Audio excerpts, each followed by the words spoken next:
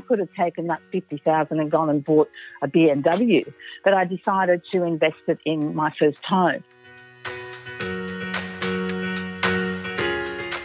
This is Property Investory, where we talk to successful property investors to find out more about their stories, mindset, and strategies.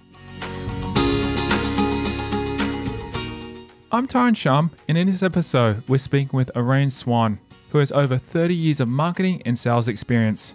She shares with us, as a single mother of 4 children, how she earned her success to build a portfolio that made over $2.2 million from property development within 2.5 years.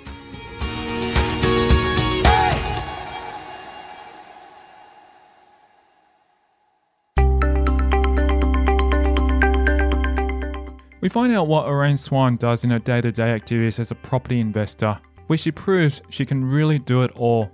I'm a single mother of 4 children who's dealt with personal and financial adversities and risen above it.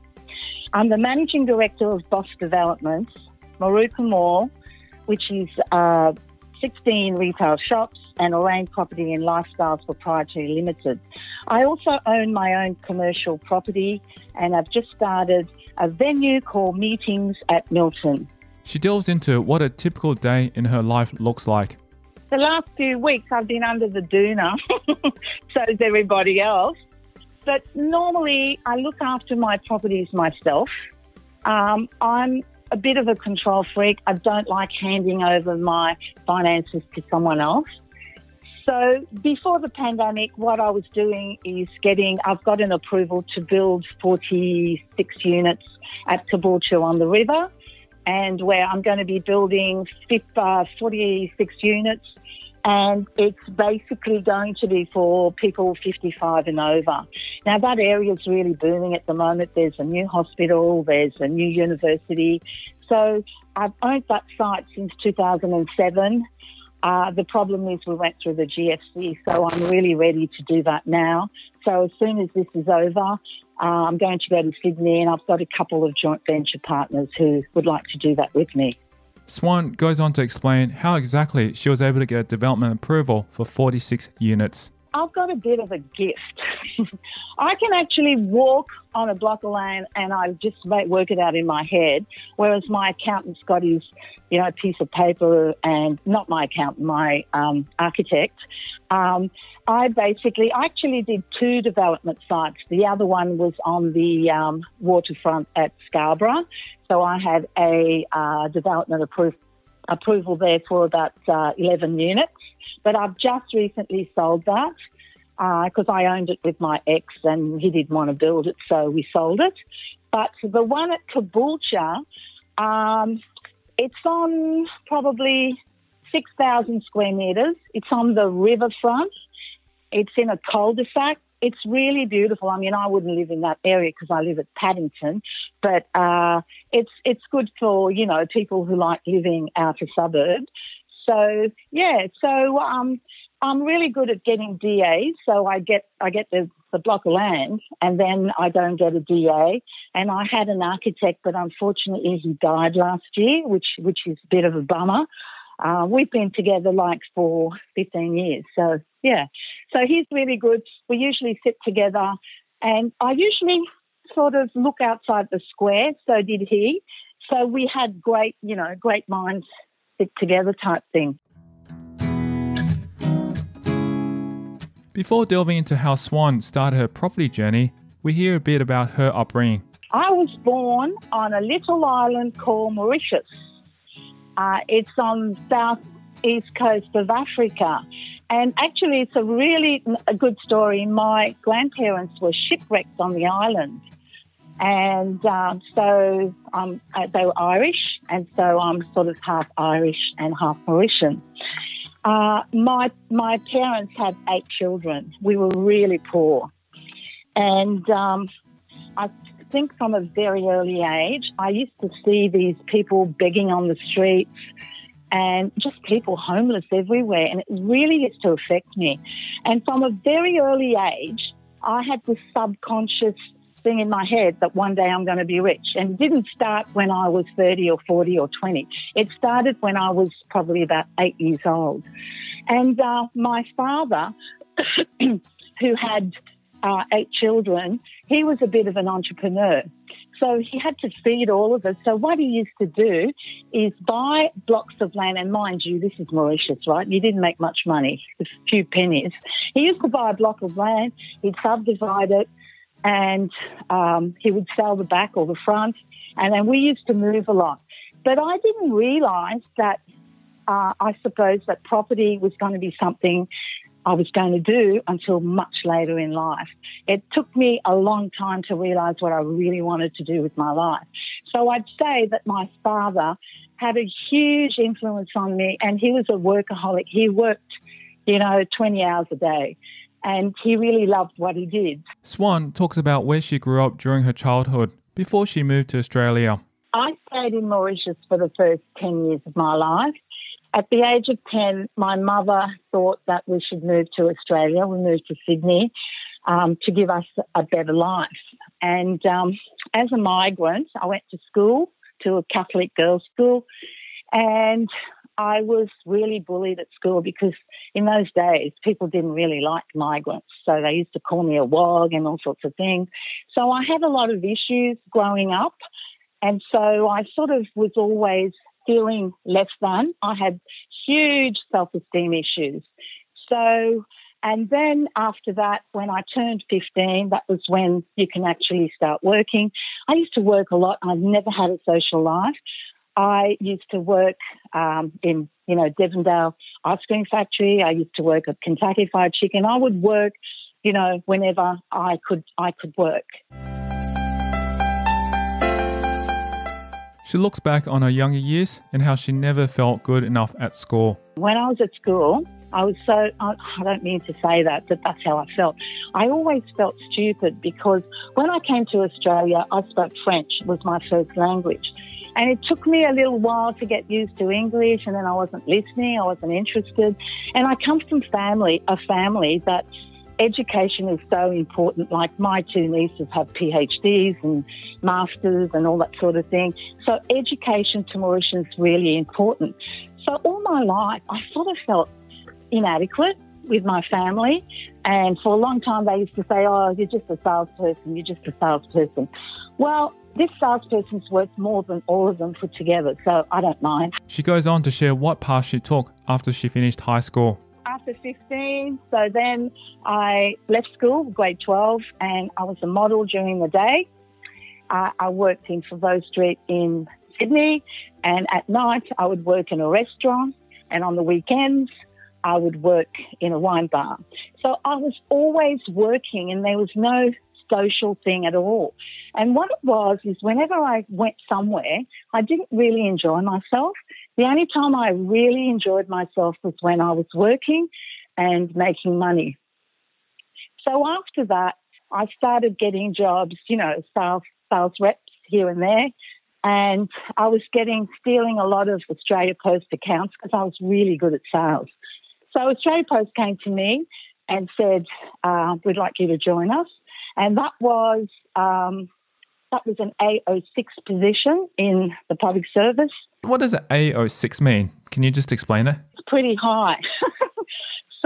What it was is normally when you work for Australia Post, you've got to start AO1, AO2, AO3, AO4, AO5.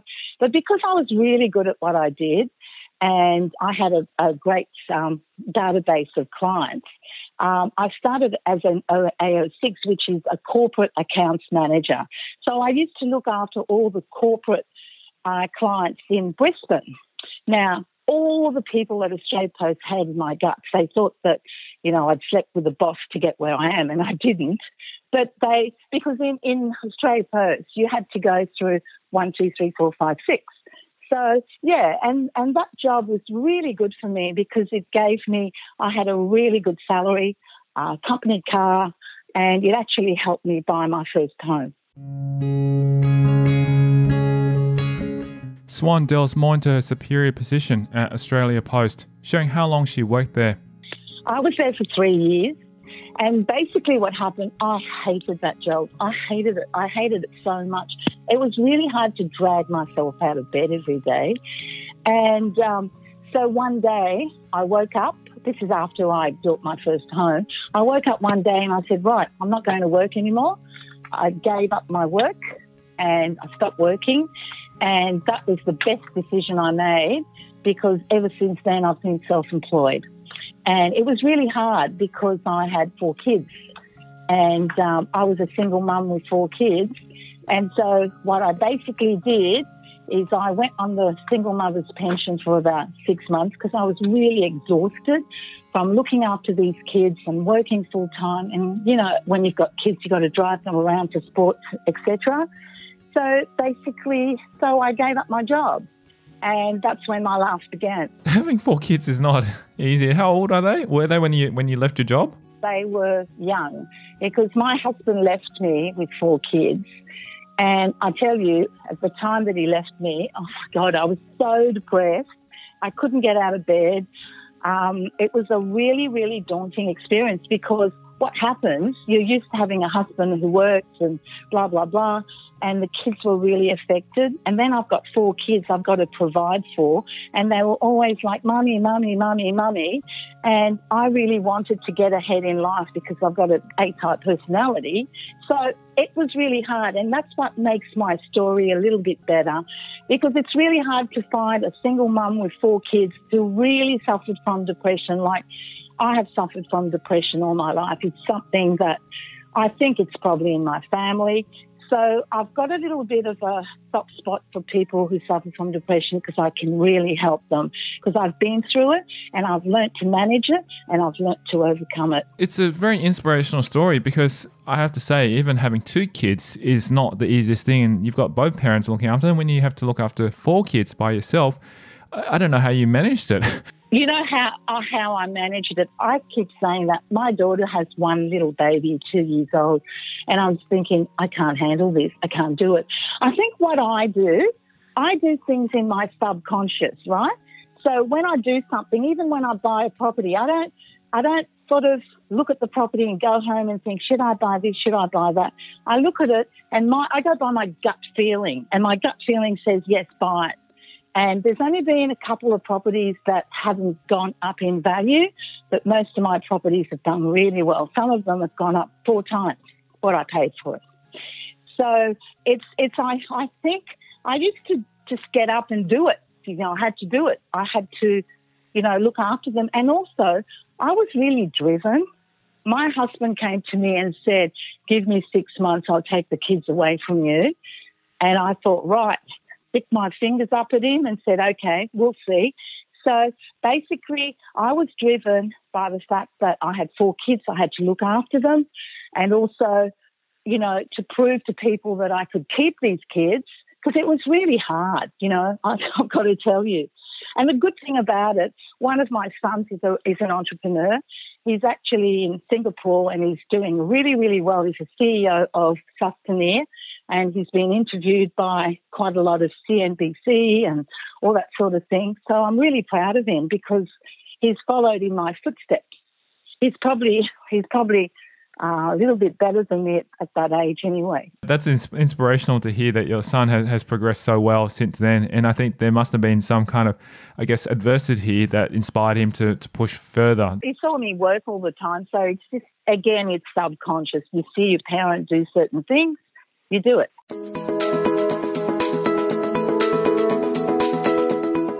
The successful mother of 4 shares the process of becoming self-employed after leaving Australia Post, and how she managed to support her family.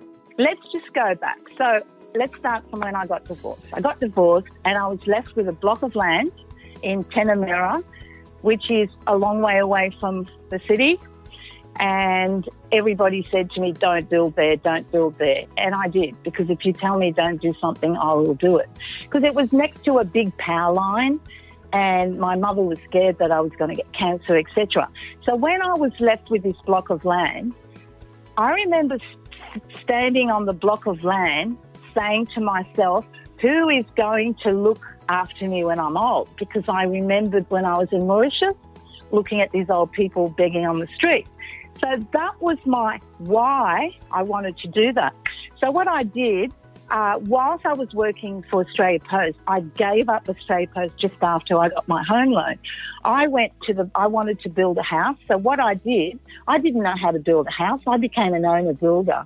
As a matter of fact, I still own this house and I don't even have a final on it. So I'm trying to get that at the moment. So basically, what I did is I owner built that house. And I didn't know what I was doing. I hired a builder and I just watched him. And that was my first deal. And then after that, the property was worth about $150,000 more. I went and bought another property, which I subdivided into two. And then I stopped investing in property for a little while because we were going through a recession.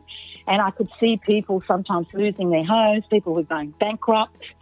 See, I really understand what's happening in the world today because I've already been through this. I've been through the GFC. I've been through, the recession of the 90s. So it does really help you make decisions because you've experienced it. Swan explains what she actually built on the property to increase its value by $150,000. Well, I built, believe it or not, a 400 square metre home. You've got a picture of it. But the problem is if I built that in Paddington, it would be worth a lot of money. I built it in the wrong area. And that's why I've made a lot of mistakes in my life. And one of them was that. But in saying that, that house is the grandparent of all my properties because without that house, I could have taken that $50,000 and gone and bought a BMW, but I decided to invest it in my first home. So once I had the first home, I subdivided the block of land and nobody was doing that in my days. No one. I'm a woman. In those days, you couldn't even get a loan without a man. So, and when I went to get the loan for this, it was so difficult.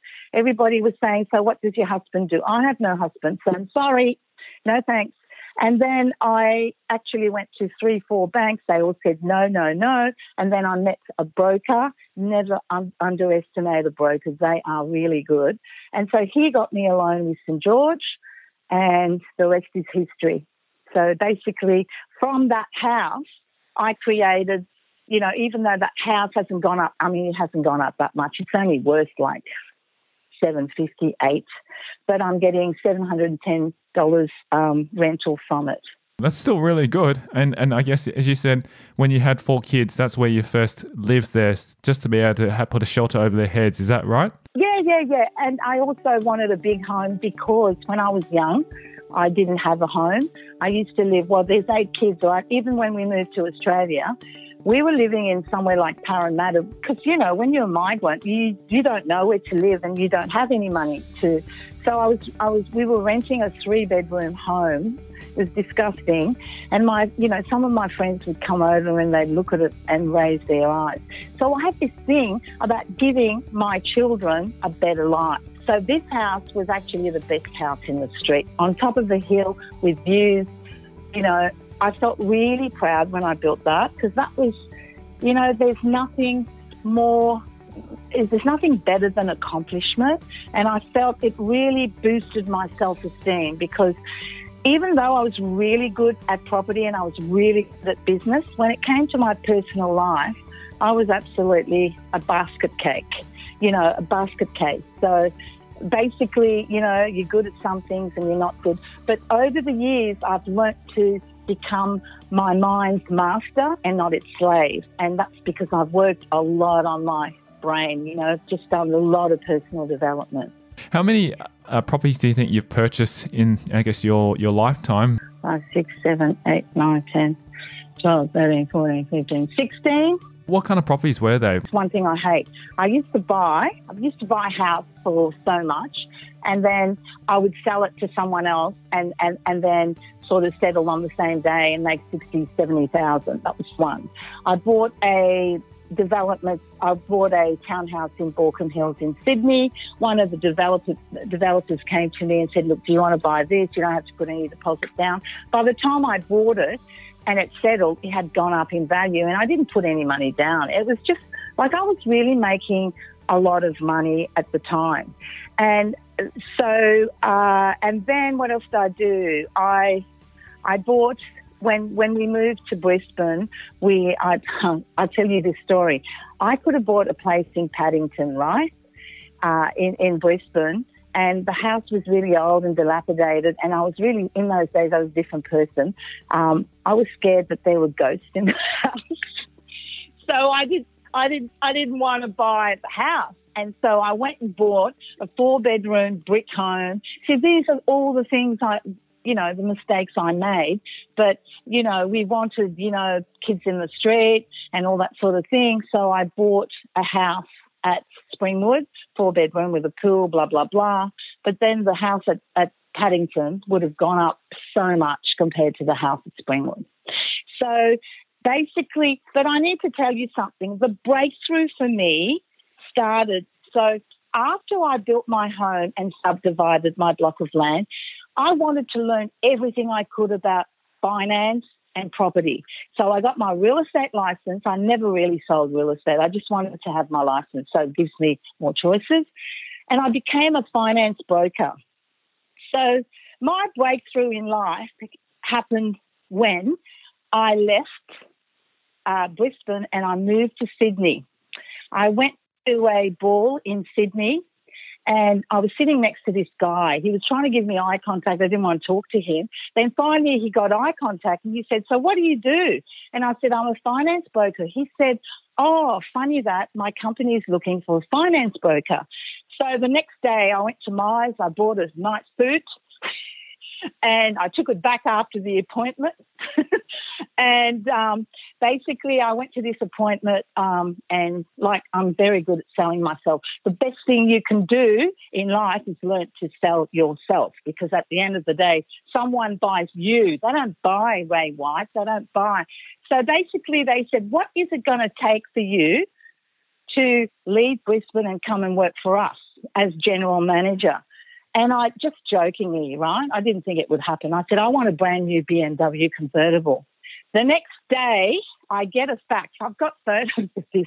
The next day, I get a fax saying, "Yes, it was a really nice green colour." And they said, "When can you start?"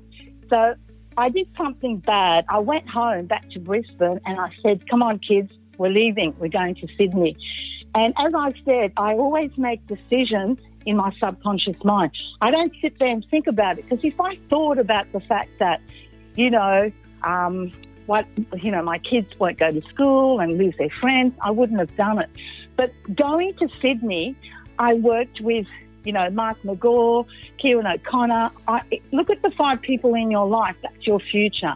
I lived in Rose Bay. I drove a BMW. I had really, CEOs of companies. I was associating with a lot of people.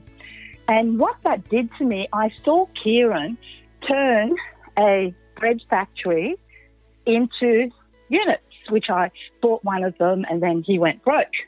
And so basically going there and meeting him, he inspired me without even knowing. He inspired me to think, right, I'm going to go back to Brisbane because my kids wanted to go home and I'm going to start investing.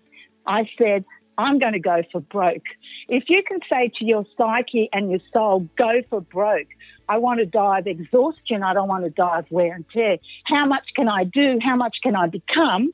And that's what I said to myself. I used to be really into motivational. And I'd play, that song, Simply the Best?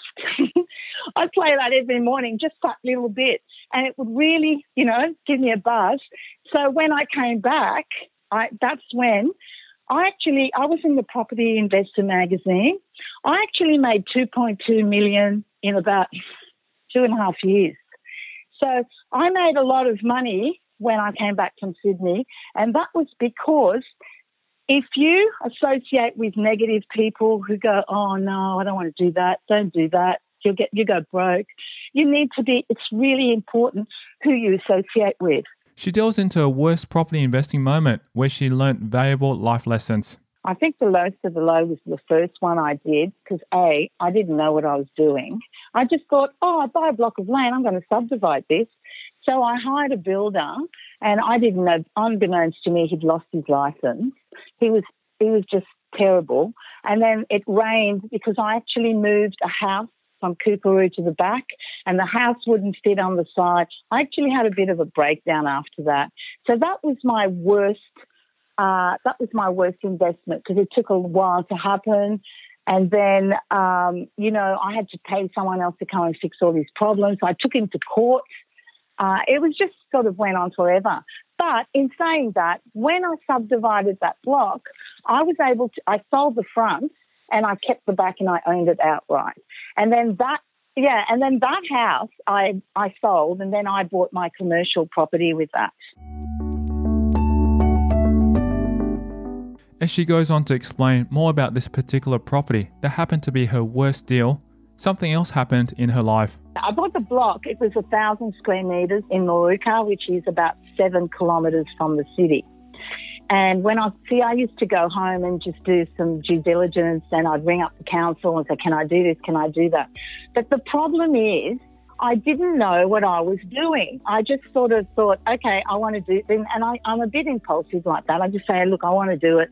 I'm just going to do it. And I didn't have any mentors. I didn't read. Look, in my time, there was no mentors. There were no people doing this, or if they were, there was really no books on anything. So I think my problem was I didn't know what I was doing. You know what I mean? And that's why. And when something happened, I got really stressed and I got really depressed because emotionally I was losing money and I was losing time, and it really stressed me out. So that wasn't and after that, I didn't do anything, as I said, for the next 5 to 6 years. I sort of, I just took a rest, and I wasn't resting. I was still working, and I was really working on myself. I started reading Unlimited Power by Anthony Robbins. And that book really motivated me, because I'd just read that and I would just do what he said. And, I think when you invest in property, it's really important that you are confident in what you're doing. And I wasn't confident with that.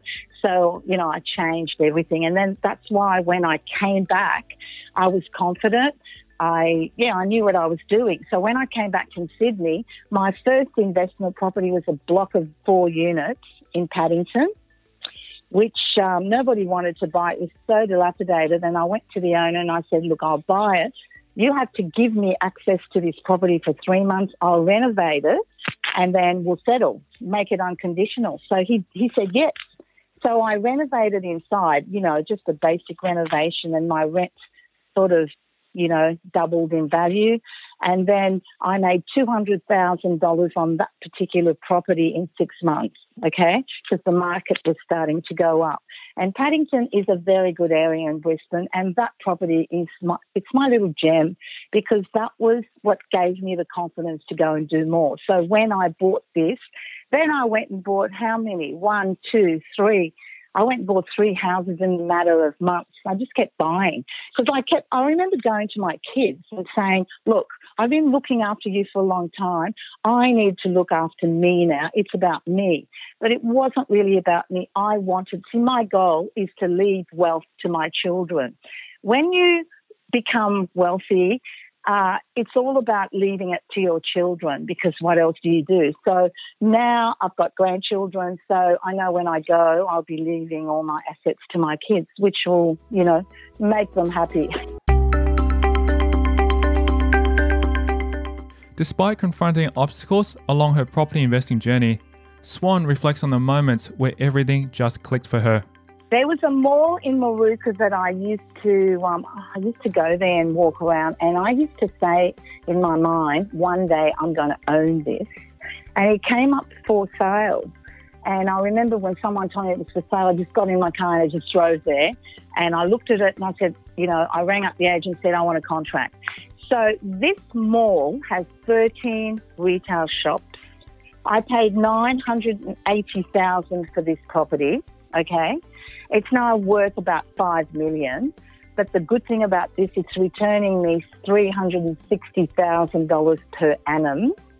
That is my best asset. But listen to this. It's also, you can really add value to this place. In the back, where the furniture shop is, I can build 15 units. That's one option. The second option, you sell it to a developer and eventually you'd be able to, because it's only 6-7 kilometres from town. So that is apart from, I'd say, the block of units, that mall, I mean, you know, I go there, I feel really good, I own this mall, and they all go, hello, boss, you know. And I'm really good to my tenants. Recently, I went to them and I said, look, we're going through bad times. I'll give you 50% off for the next 3 months. And they were really, really grateful. And no one had to ask me to do that. I just did that. Swan explains how exactly she came across this particular property. I had a business partner who just worked down the road. He rang me and said the mall's for sale. So I knew which one he was talking about because he kept ringing me and saying, what do you think of this? What do you think of this? I'd say, nah. And as soon as he mentioned this one, I knew what he was talking about, and it was really bad. It was dilapidated. It was returning at the time probably 70,000 a year. And, we did some renovations to it upstairs, and now it's returning a lot of money. And what I did with that, I used that as leverage to buy the development site in, you know, the one we're talking about, the Boss Development. Because the way I do things, I use properties to leverage on other properties. I'm not really attached to money. I don't go out and buy, you know, luxury things and cars. My properties are like my children. I'm different to other people where they just buy property because I've done so much renovation and I get close to my tenants. I don't want to sell anyone, any of them. I used to buy and flip before, but now I buy and hold. I am not going to sell anything. And it's been a little bit tough at times with different, you know, I went through the flood in 2011. And my commercial property in Milton, which is only like 2 kilometres from the city, it was totally underwater. I wasn't insured, and I had to pay $140,000 to get it back. And now I've turned that property, which is I like having my everything. So that was my commercial property where I work from. And, so I've turned it into Meetings at Milton, which is my own events venue. I've got my own property, my own office, my own events. I can have my own training without having to go around looking for somewhere to rent, and it's available for rent. As a successful investor, Swan tells us how she got into larger scale, unique property developments. With the Boss Development, which is the 46 unit, I'm the brain behind everything.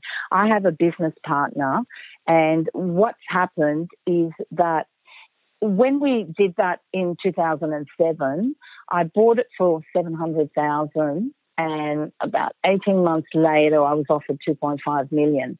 Now, I should have sold it then, but I was a little bit vain in those days. I wanted this Orane sanctuary on Edward. I was going to build this building, but then we had the GFC. So I use a lot.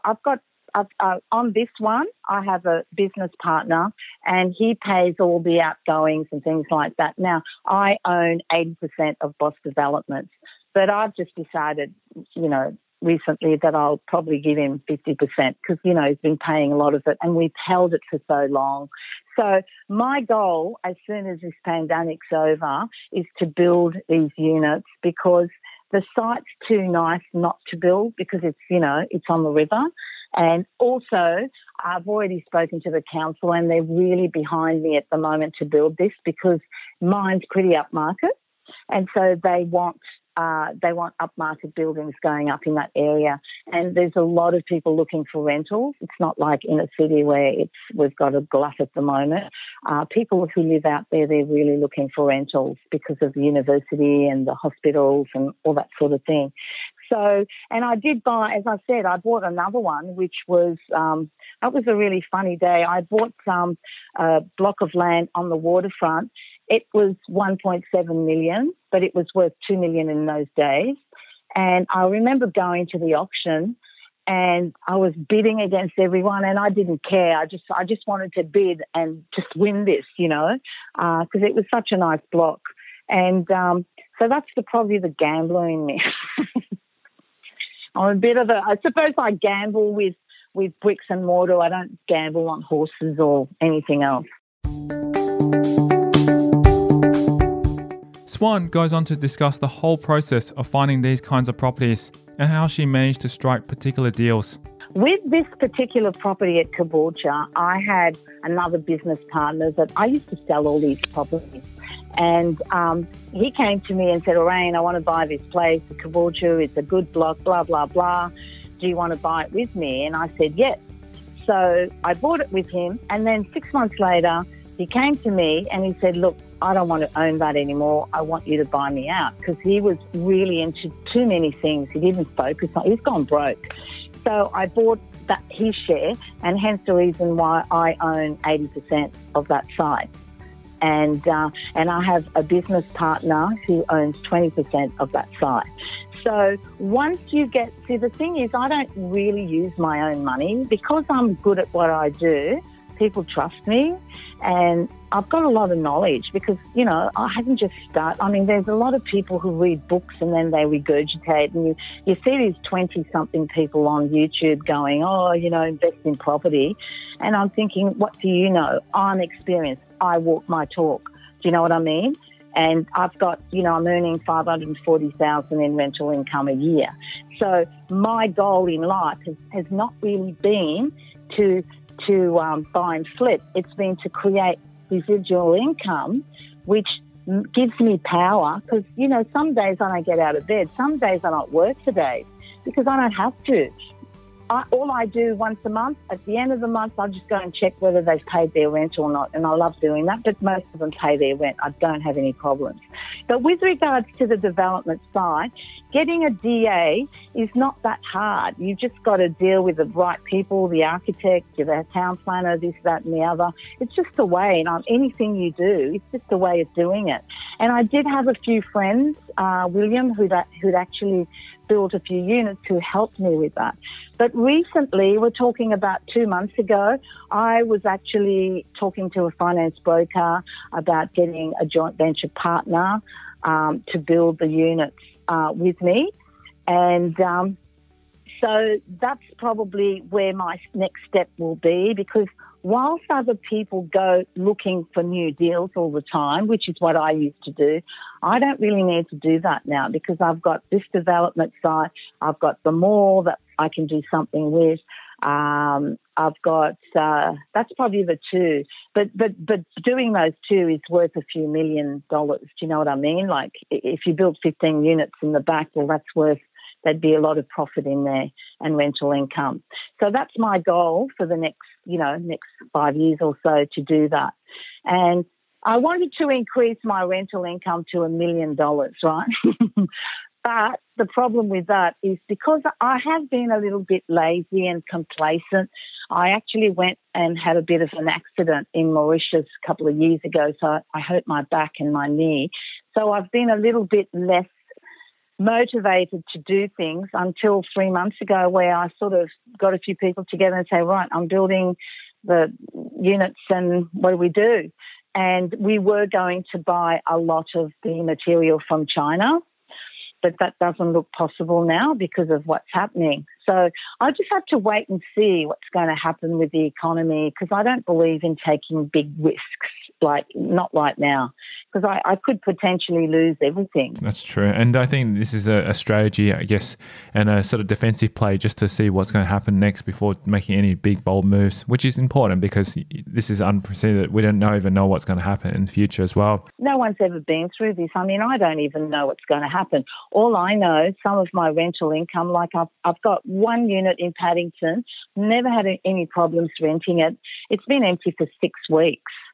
So I went to a few of my tenants yesterday and I said, look, if you sign another 6 months this, I'll give you a discount. So they've all signed up, because I'm sort of, proper preparation prevents poor performance. So I'm just sort of going ahead, and just to make sure they still stay. And if they do leave, well, I'm covered by insurance. So for the next 6 months, I'm fine. But no one knows what's going to happen. But at the end of the day, I have been through this before, the GFC in the 90s, where we went through the recession, the floods. And you know what? In life, there's always winter and summer, and dark and light, So, look, I'm not happy that this is happening, don't get me wrong, but it's not affecting me. I just go through the flow, and every day I wake up and I go through the flow and I listen to the news. But I really do. I don't really think it's going to affect property. I don't think in Western, because our prices are quite low, and with everything they're spending $2 billion here, there, and everywhere. So I think we'll be okay, but it's just going to take a little while. And I don't think anybody should really worry. I mean, I don't really have anything to worry about because, you know, I get rental income, so I'm not going to lose my job. You know, I just make sure I manage it well. She goes on to discuss more about her portfolio and the different kinds of properties she has purchased. I used to do residential, and then I wanted to go to the next level. Buying four units was really a bit daunting for me, right? So after I bought the 4 units, I decided to buy my own commercial property because I want to be in control of my life. So I bought the commercial property, and then I refinanced the commercial property and I bought the mall, right? And then, so the mall has 14 retail shops. Commercial property, I used to rent it up and down and have 2 tenants. The block of units has 4 tenants. Now, in the back of the block of units, there's a block of land that was 900 square metres, right? So the lady who lived in the back rang me and said, Orane Swan, do you want to buy my house, a block of land? And I didn't even think about it. I didn't even do any research. I said, yes, I'll take it. And so I bought it and paid quite a hefty price for it. But what that did, I've just done another development, which I haven't told you about, in the back of Paddington. I moved the house forward and I built a duplex in the back. Now, this block was a really bad block, and really, like, both of my subdivisions was really taxing on my mental health. Because when I built this, my architect helped me, but when I built this, he didn't do his research, because I basically said to him, okay, we'll do this together, but I'm paying you to do all of the above, town planning. But he didn't do, I think he was a bit ill, he didn't do the research. So when I built this, I had to build over sewer, build over stormwater, blah, blah, blah. Then the tenants next door were complaining. It took me 2013, 2014, 15, finally 2016 in August, I actually settled on it. But, you know, with every bad thing that happens, there's a good thing. I now owe, like, I used to get 500. So I sold one of the duplex, so I own the other one outright. So I basically turned my backyard into $900,000, right? And so the back one is really quite nice, got a back deck. I've just rented it to Rio Tinto for $865. I rent it all, but it's furnished. So I get $865 for the back and I get $710 for the front. So what that's done is created rental income for me, and the back one, because I don't have any debt on it. So I own it outright now. So, and it's really close to the city. It's like 2 kilometres, and it's a really good area, and it's just going to keep going up because that area is really going ahead. So that is, like, I feel so proud when people come to the block of units. I say, oh yeah, but I own the one in the back and the one in the front as well. And it makes me feel like, some women love people saying, oh, you're beautiful, I love your dress, I love your shoes. I'm not really into that. I love the fact that I get my self-esteem from my properties, and they're not just properties, as I said, it's part of my life. It is part of me. And if you took these properties away from me, I wouldn't know what to do with my life, because, you know, they're part of me. I've been doing it for so long and I love them. Yeah. So it's very different to the way other people would say, oh, who's this crazy woman talking like that? But when you actually take an ugly duckling, like, I've got a house in Barden. I only paid $400,000 for it. It was not that nice. I've spent money on it. I'm just about to put a $20,000 bathroom in it, but it's valued now. The one across the road sold for $1.6 million. So I bought it for $4 million, right? So it's now 1.6, and I haven't spent that much money on it, perhaps $100, and it returns $1,600 a week. So that's a really good return, and I was renting it.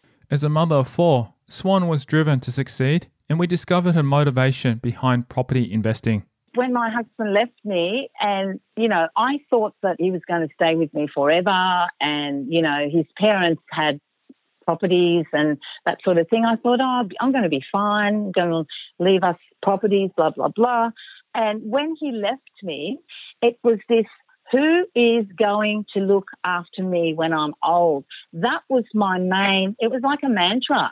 See, a lot of people don't realise they need to save and invest for their retirement because, there's, 60% of women who retire now, they're going to be living in poverty. I'm not, because I planned my life. I saved, I invested, and I didn't buy all the designer clothes. And now I can walk into I walked in last year and I bought a brand new BMW because I could. I wanted to. And, so you've got to delay instant gratification, I keep saying. Delay instant gratification and then so that you have a better life down the track. Now, some people these days, they're all about, I want it now, I want it now. So if that's what you want, fine, but, wait till you're older. Because I have a lot of friends who were very wealthy that I knew years ago, and they used to drive the nice car, the Reeboks, the whatever, and I didn't. I had a Datsun 120Y, right? And when I drove it, my kids used to say, don't drive in front of the school, please, just drive up the road, because they were embarrassed. And I didn't care because I knew what I was doing. I had a goal and I'm sticking to my goal. And, basically that's what happened.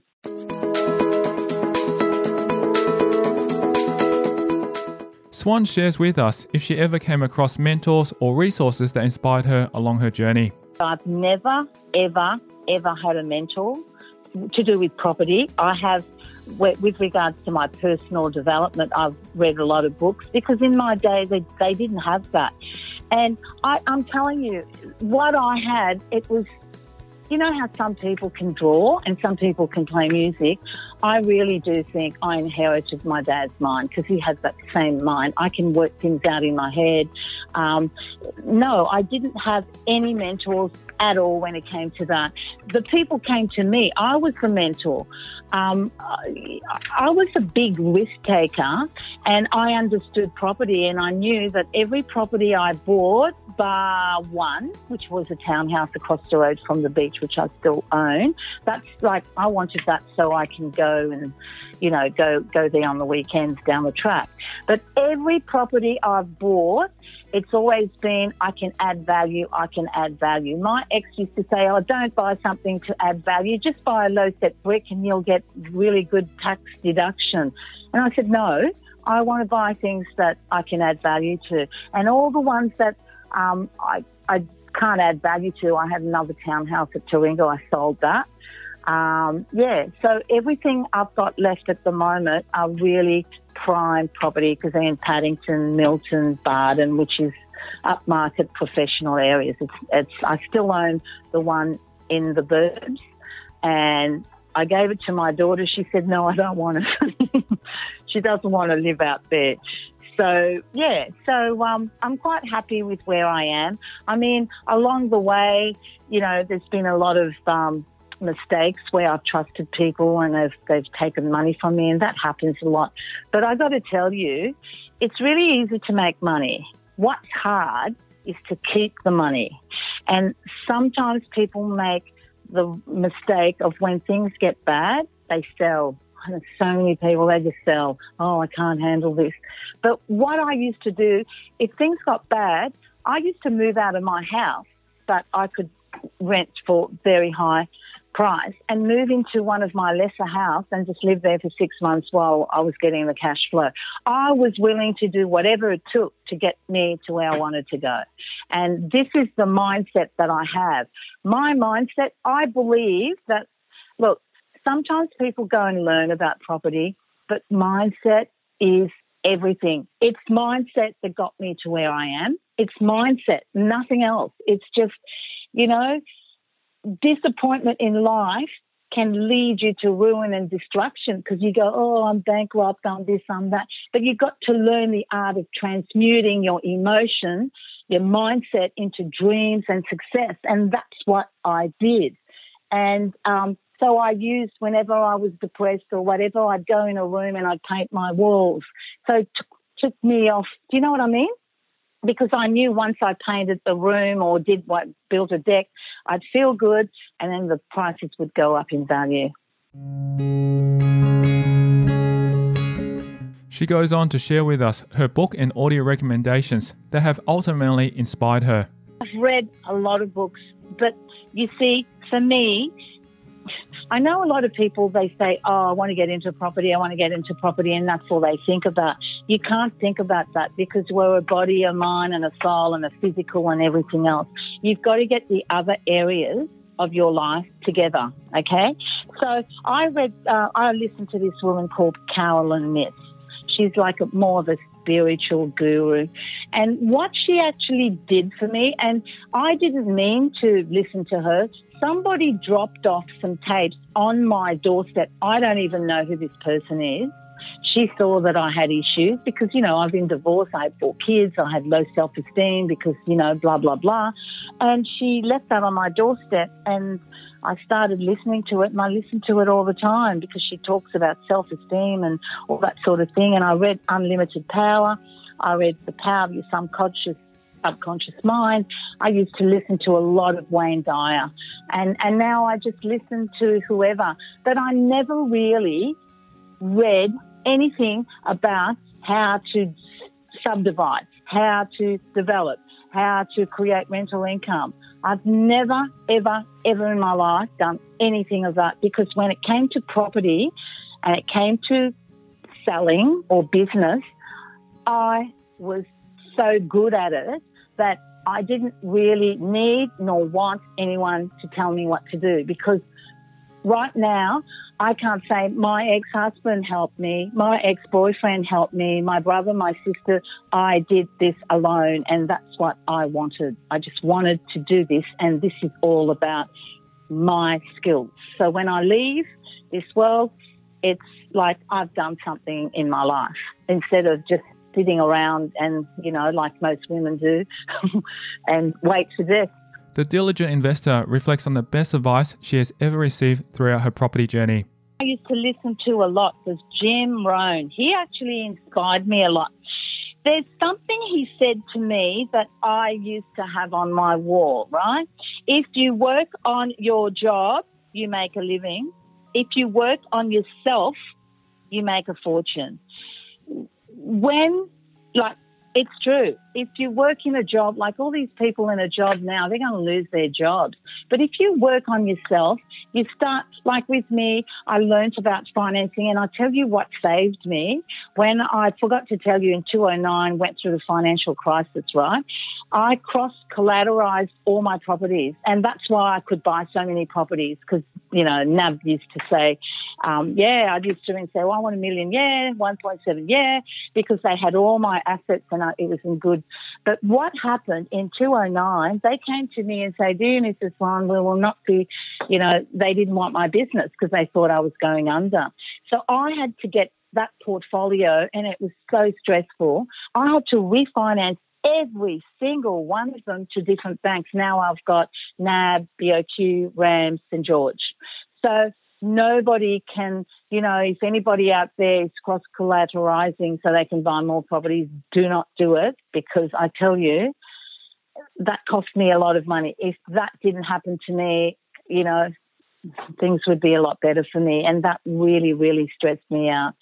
And, so never cross-collateralize a business like the mall or commercial property with your residential. Keep them separate. I didn't know that. So the only thing that saved me was the fact that I used to be a finance broker. And so when I went to buy a deal or do a deal, I used to tell the brokers what I wanted. I used to say, this is the way you put this deal together because I understood finance. If you want to do really well in property, you need to understand finance, what the bank require, blah, blah, blah, so you can give them what they need. If you don't know about finance, forget it. That was one of the things that, apart from my mindset, I think understanding finance was just, it helped me so many times. If the renovation expert had some time to reflect on her past self 10 years ago, we find out what she would have said to herself. Hold, never flip. Because there's a few properties that I flipped only because, like when I went through the GFC, I had to flip this one at Toowong. It was on 2 lots, but it was something that I could sell really quickly to get out of trouble, right?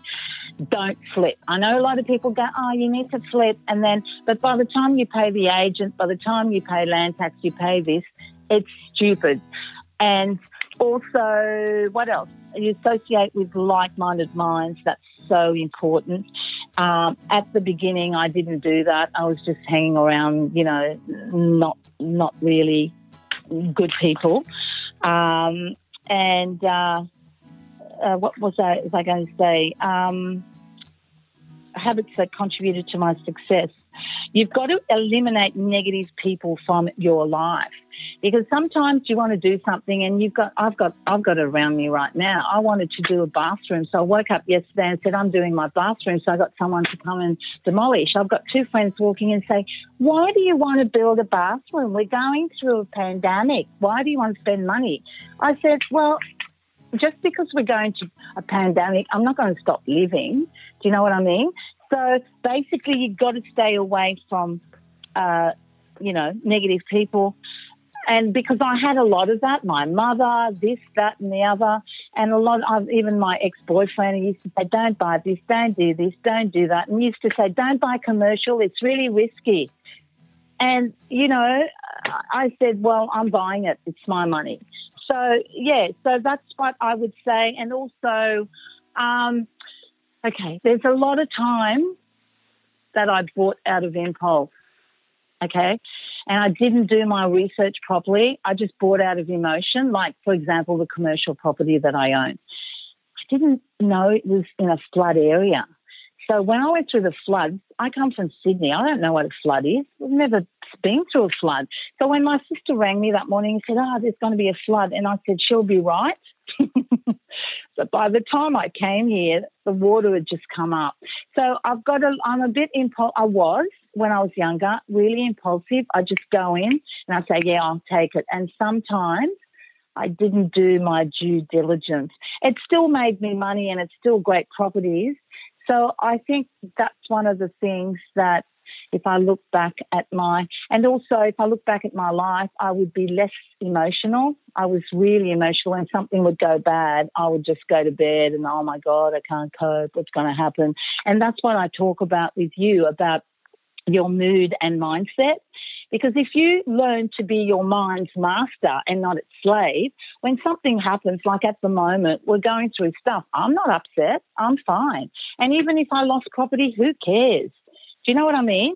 So I've learned to train my mind to be positive, but I'm telling you, I've only been like this maybe 10 years, it's less, and I've just learned, and people need to understand that when they go through bankruptcy, when they go through divorce, when they go through whatever, they need to get their mood and your mindset go hand in hand. If people don't understand that, because your thoughts, which is your mind, create your emotions. So you say to yourself, oh, I can't do it, I don't want to do it. So you've got to always be at the door of your mind and keep telling you, I can do it, I can do it, I will do it, it will be okay. And I think that's what I do all the time. I don't really allow negativity in my head anymore, whereas before I was controlled by it because I've had a mother that was just the most negative person in the world, and she was fearful. My life was full of fear. So what I've done is I've turned my life from fear to financial freedom, whereas before I could only do property. Now I feel that I have, the talent to be able to do whatever I want to do because I've got my mind right. Swan paints a picture for how her property investment journey might look like in the next 5 years. That's my last chapter of my life. That's what I want to do.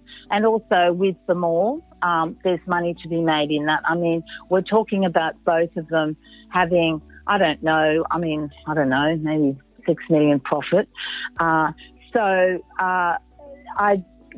don't really want to go and look at properties and buy and sell. Look, To be honest, right now, I've got a personal banker. I was talking to him yesterday, and he basically said to me, people who want to buy investment property at the moment, it's going to get harder and harder and harder. So say a property is worth $1 million.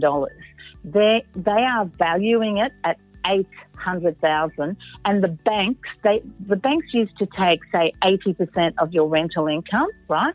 So because of what's happening, they're not taking 80% now. They're taking like 60%. So people are going to find it really, really hard to get into property unless you're cashed up. If you're cashed up, it's a fantastic time to buy because there's a lot of good deals out there. But if you're just a normal mum and dad looking for investment property, I would say wait.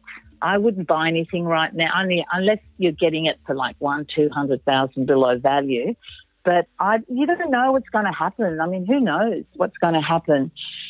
Uncharted waters. Never have we experienced this before. Last question for you, Orane, is how much of your success is due to your skill, intelligence and hard work, and how much of it is because of luck? Everything is due to my skill, my personality. I'm a Virgo, so I'm very sort of, I just do everything. Like I check everything. Like when I'm saying, well, I didn't check with the flooding, but that's the only thing I didn't check. But I'm very, how can I say? Well, put it this way, maybe moving to Sydney was luck. Moving to Sydney was luck because I got this job. If I hadn't got that job, I don't think I'd be where I am now. And I think I got the job because in those days I was good looking, I had the right personality, and I don't know, I presented well, and I was a really great salesperson. So that was probably luck, but not just luck, as well as skills. So I don't think it's luck. It's definitely skills because I actually worked on myself, the finance broking, got a real estate license. I was a property. See what happened? I started I had a job, then I became self-employed, and then I started buying commercial properties, and then I had a business. So I've actually done everything. So you can't do that out of luck. You've got to, I don't know, I'm good at this thing. I mean, everybody looks at me and they scratch their head and they go, how did you do this? I said, I don't know. I just got a skill. I just know what to do. It's just one of these things, just like playing guitar or doing whatever. Some people are really great at computers. I'm hopeless at computers. I don't want to know. I haven't got enough rants in my brain for that.